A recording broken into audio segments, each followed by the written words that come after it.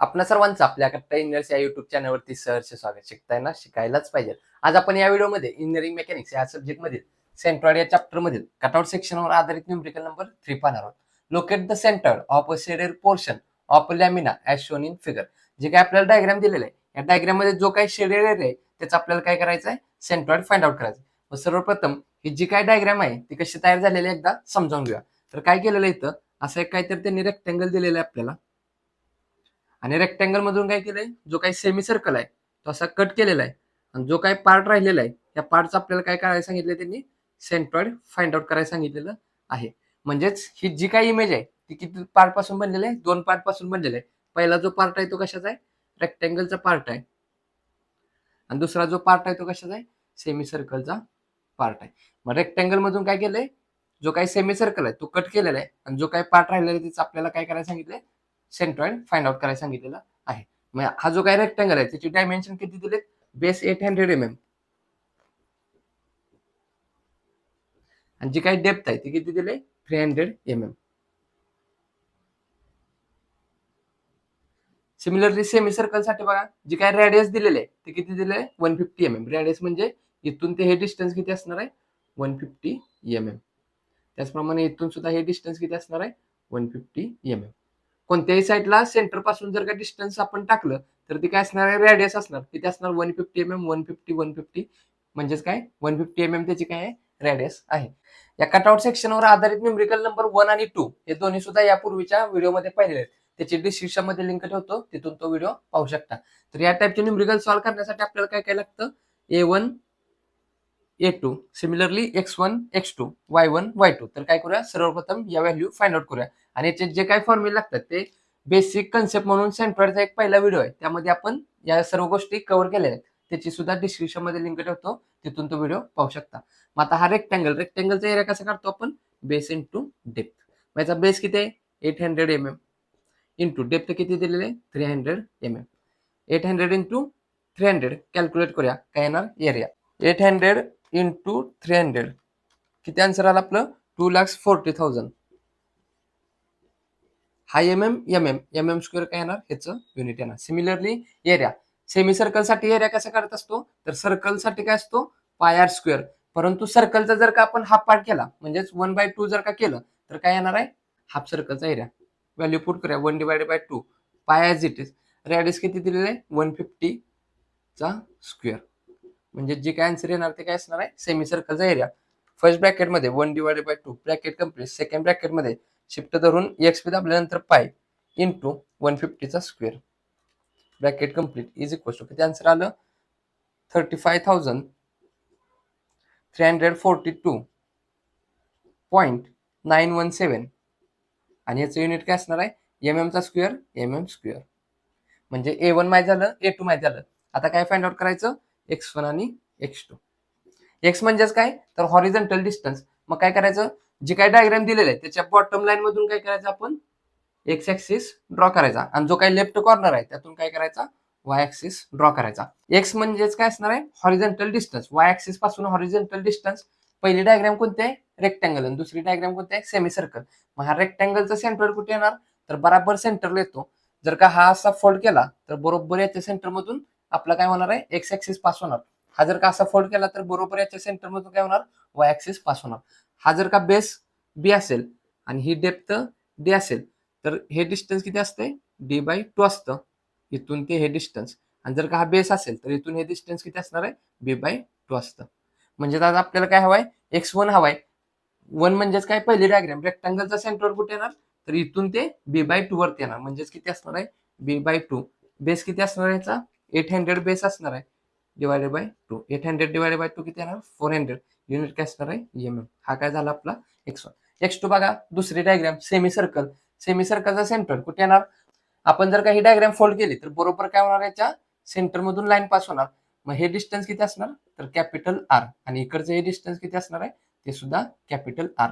म्हणजेच हे डिस्टन्स किती असणार आहे, आर असणार आहे.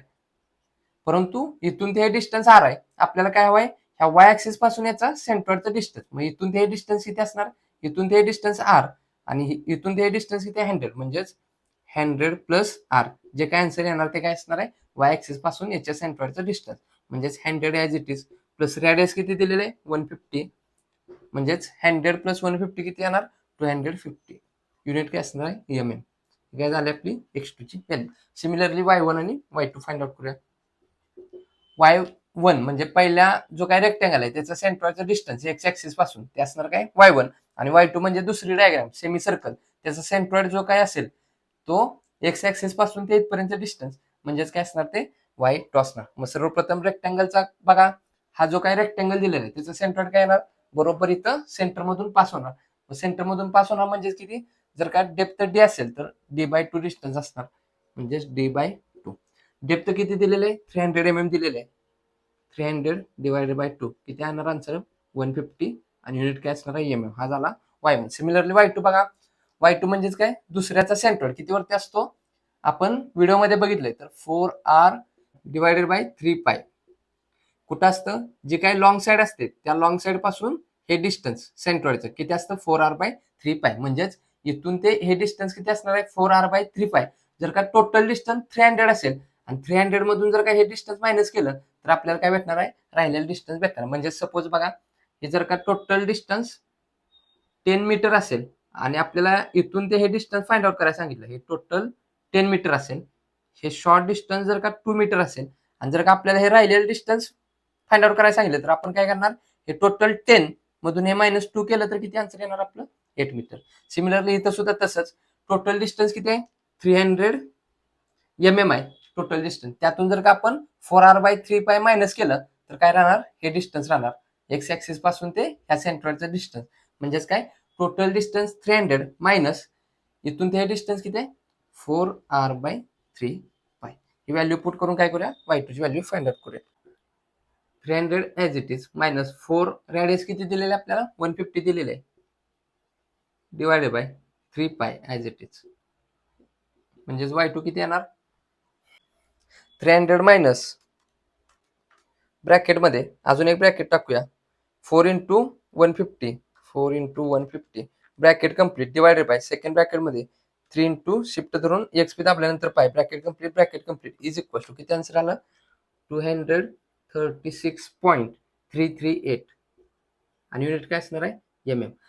जर का तुम्हाला संपूर्ण कॅल्क्युलेशन एका स्टेपमध्ये करता येत असेल तर तसं करा, नसेल तर काय करा याची सेपरेट व्हॅल्यू फाइंड आउट करा आणि 300 मधून मायनस करून काय करा आन्सर फाइंड आउट करा. इथं आपण y1 y2 फाइंड आउट केले, x1 x2 फाइंड आउट केले, a1 a2 फाइंड आउट केले. आता काय करूया x बार आणि y बार फाइंड आउट करूया.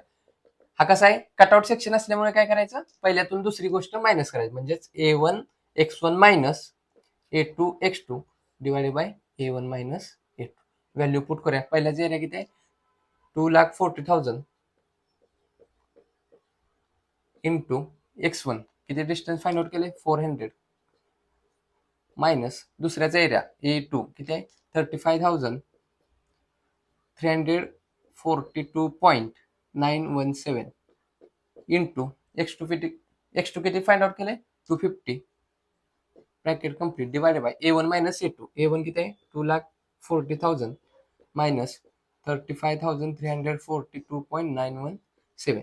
जे काय आन्सर असणार आहे काय असणार आहे एक्स बार ब्रॅकेटमध्ये 240,000 into 400 bracket complete minus second ब्रॅकेटमध्ये 35,342.917 into 250 bracket complete is equal to काहीतरी आन्सर आलं, आन्सर डिवायडेड बाय ब्रॅकेटमध्ये 240,000 मायनस 35,342.917 bracket complete is equal to किती आन्सर आला आपलं 425.904.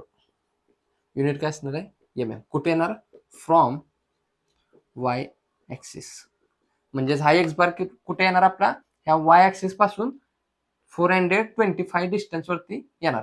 जर का 800 बेस असेल तर त्याचा हाफ काय असणार आहे 400 असणार आहे. इथं असं काहीतरी हाफ येईल, त्याच्या पण पलीकडे थोडं किती 25.9 mm काय आपला सेंट्रॉइड सरकणार आहे. म्हणजे बरोबर सेंटरला न येता थोडं सेंटरच्या पुढच्या साईडला येणार. कारण कसं होतंय इथं जो काही कट सेक्शन केलाय त्यामुळे इकडे एरिया कमी आहे त्या साईडला जास्त आहे. बॉडीचा जर का सेंट्रॉइड करायचा असेल तर काय करायला लागेल जिकडे जास्त एरिया आहे त्या साईडला थोडा पॉईंट शिफ्ट करावा लागेल. म्हणून बरोबर हाफ घेतला याचा तर किती येणार 400 वर येणार, परंतु 400च्या थोडं पलीकडे घ्यावं लागेल कारण हा सेक्शन काय केलेला आहे कट केलेला आहे. एक्स बार किती आला आपला 425.904. सिमिलरली वाय बार फाइंड आउट करूया. वाय बार साठी फॉर्म्युला काय A1Y1 minus A2Y2 divided by A1 minus A2. Value put करूया.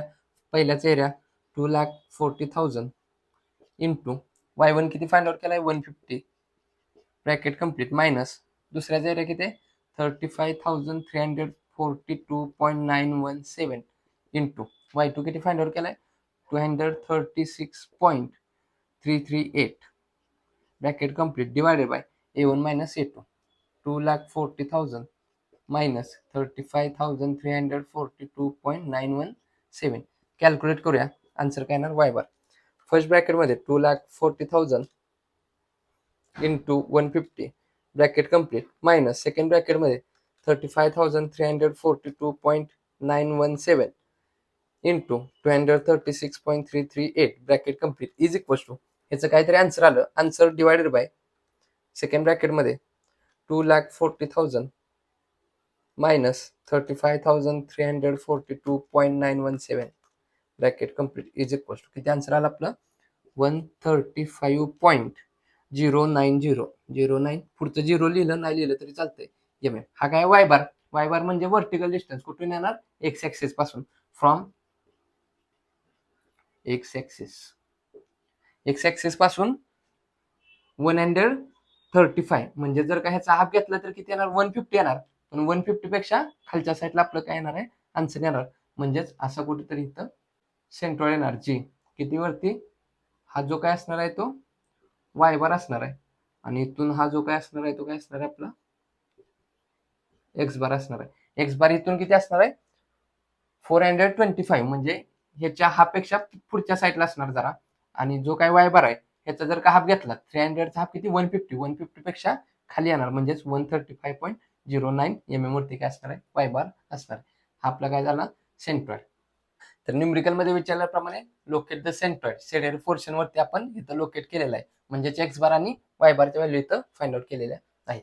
या व्हिडिओच्या रिलेटेड जर काही डाऊट असेल तर कमेंटद्वारे कळवा. हा व्हिडिओ आवडला असेल तर नक्की या व्हिडिओला लाईक करा. या गोष्टी जास्तीत जास्त आपल्या मित्रांपर्यंत शेअर करत चला जेणेकरून आपल्यासोबत आपल्या मित्रांचाही चांगला फायदा होईल. अजून आपल्या कट्टा इंजिनियर्स या युट्यूब चॅनल जर सबस्क्राईब केलं नसेल तर सबस्क्राईब करून समोरील बेल आयकॉन दाबा जेणेकरून असेच नवनवीन व्हिडिओ तुम्हाला सर्वात अगोदर पाहतील. तर पुन्हा भेटू नेक्स्ट व्हिडिओमध्ये यातीलच next part centre of gravity घेऊन. तोपर्यंत आपल्यासोबत आपल्यांची काळजी घ्या. धन्यवाद.